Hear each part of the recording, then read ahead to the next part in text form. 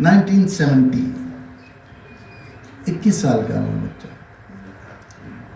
Film studio में पहुंचता हूं और उस वक्त के सबसे बड़े डायरेक्टर एस सुलेमान साहब को रिक्वेस्ट करता हूं कि मैं आपको असिस्ट करना चाहता हूं।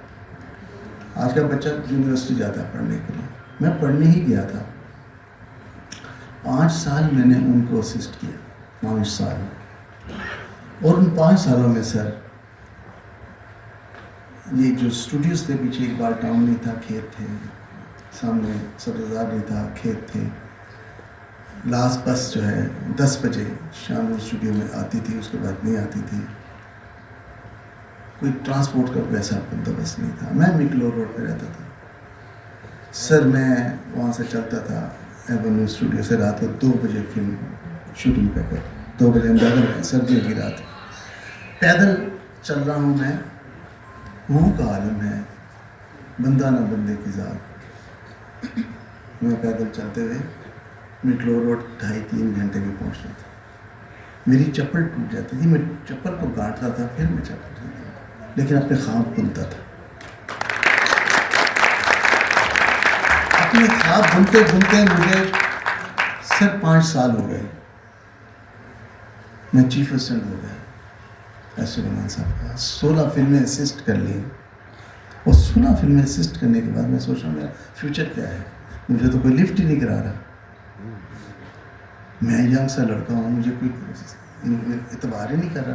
कोई प्रोड्यूसर ये चाह नहीं रहा कि मैं फिल्म बनाऊँ, वो कह रहा है ये ऐसे ही असिस्टेंट ही रहेगा। मैंने ऐसे बैठे बैठे एक स्क्रीन प्ले लिखा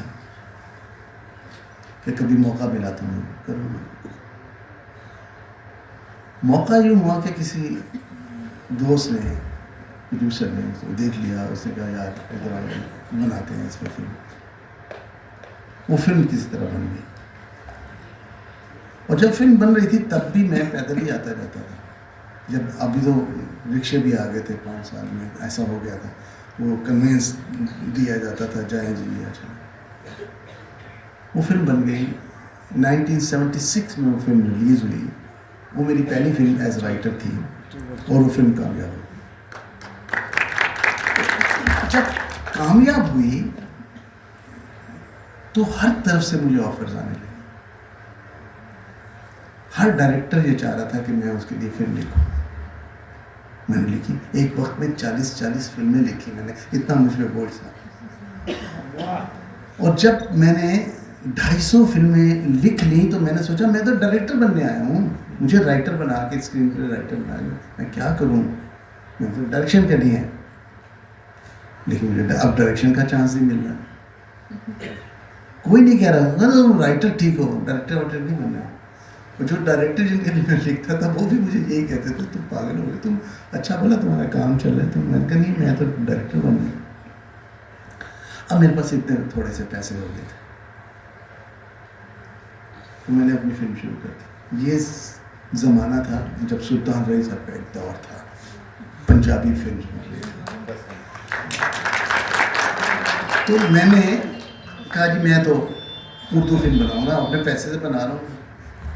ये मनमानी तभी होती है जब आपका पैसा होता है। अगर वहाँ प्रोड्यूसर होता तो वो कहता नहीं पंजाबी बनाओ। मुझे कहा भी, मेरे दोस्तों ने कहा पंजाबी, मैंने कहा नहीं मैंने मैंने उर्दू फिल्म बनाई। 93 में वो रिलीज हुई, वो कामयाब हो गई, कसम। दूसरी फिल्म बनाई जीवा, मुझे प्रोड्यूसर मिल गया, जीवा बना ली। तीसरी फिल्म फिर मैंने अपनी बनाई, सरगम, अदनान समनी और बख्तियार बनेगी, वो भी कामयाब हो गई। तो वो उर्दू फिल्मों के कामयाब होने से पंजाबी फिल्में डाउन होना शुरू हो गई। In the mean time assassination हो गया सुल्तान रईस साहब का, और पंजाबी फिल्में ख़त्म हो गई और उर्दू फिल्म बनी। और बहुतात में उर्दू फिल्म बनी, बहुतात में पंजाबी फिल्म बन ही नहीं रही थी। तो मैंने कहा मैं पंजाबी बनाऊंगा।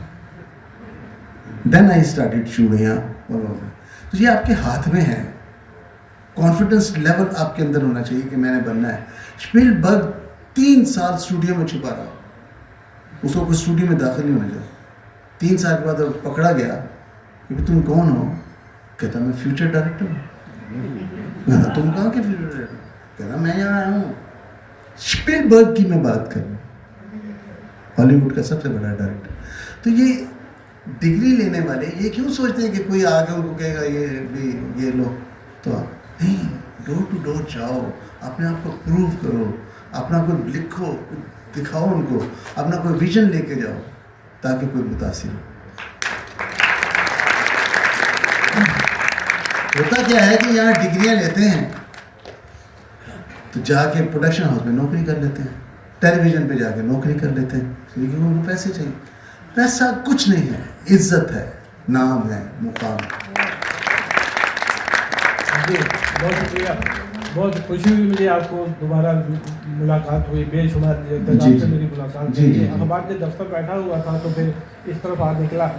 कॉलम लिखता हूँ अखबारात में, बैंकर हूँ और शायर अदीब भी हूँ, कहानी नवीस भी हूँ। तो 10 साल मैंने फिल्म इंडस्ट्री में गुजारे हैं, तमाम चेहरे मेरे आगे हैं। सब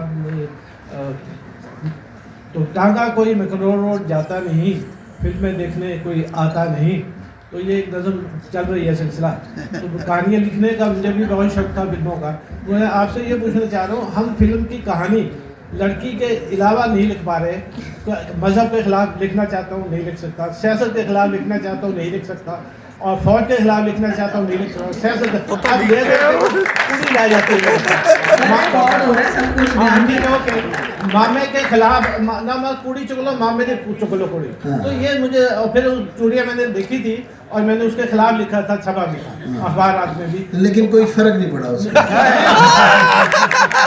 आप छोड़ के भाग गए थे। तो उसमें भाई मामे की कुड़ी चुप के ले जाओ और लड़का कोई कारोबार तो नेकी का काम, मामे की गैरों की कुड़ी उठाएगा तो लड़का जो है कोई मर दिया जाएगा, मामा तो है बख्श देगा। कारोबार तो कराओ, लड़के को कोई बिजनेस कराओ, कोई मेहनत कराओ, कोई उसके जिंदगी के घर। सर जी आप मेरे साथ वादा करें कि आप मेरा पहला शो फुल कराएंगे। अच्छा, मैं आपके मुताबिक यहाँ देख रहे नहीं आता, कैसे हम बना लें सर? मैं बदलने, अच्छा एक तो कैसे बदलने, पैसे से बदलना पड़ा, मजबूरी पैसे है चाहिए सर। अच्छा, अब मैं ये चाह रहा हूँ कि मेरे दीगर ममालिक जो हमसाए हैं उनसे ताल्लुकात हम अच्छे रखें, ट्रेड करें, उनकी रिक्शे आए तो माहौल बनेगा ना। हम कौन? हम जो भी हुकूमत में हमसायों से तो फौज ने अच्छा रखना है। फौज तो हमारे मुल्क की फौज हम तो नहीं आऊँगे ना। हमें चाहिए तमाम ममालिक से अच्छे ताल्लुकात रखें। तो मैं यही बात, सवाल मेरा ये था कि हम मतलब एक लड़की के अलावा बाकी मौजूद पर क्यों नहीं फिल्म बना सकते? इसलिए कि लड़की, मर्द की लड़की से ही शादी होती है। ड्रामा या फिल्म वही बनाई जाती है जो लोग देखना चाहते हैं, वरना बने ही ना। आज सास बहू पे अगर ड्रामा बन रहा है तो वही हिट है, वही हिट है, और कोई और ड्रामा जो है वो कोई देखता ही नहीं है। तो देखने वाले ऐसे हैं, देखने वालों को हमें एजुकेट करना पड़ेगा और फिर जाकर देखिए दुनिया में ये पैरेलल सिनेमा है, वहाँ भी ये एंटरटेनिंग फिल्म बनती है, कमर्शियल टाइप की फिल्म बनती है, लेकिन साथ में एक पैरेलल सिनेमा है जिसकी आप बात कर रहे हैं, जो रियलिस्टिक है, जो जीनियस लोगों के लिए है, इंटेलिजेंट लोगों के लिए है, वो जाके देखते भी हैं और उनकी तादाद बहुत कम है।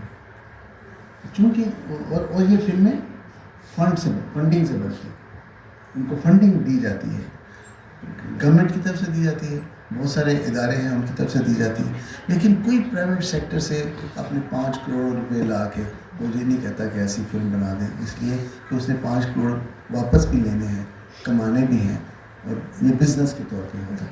तो ये हमारे यहाँ एक प्रॉब्लम है। वरना हम कभी भी ये ना चाहें, लिखने वाले जो हैं, फिल्म लिखने वाले, कि किसी भी किरदार को मिसअप किया जाए, ये तो कभी नहीं हो सकता।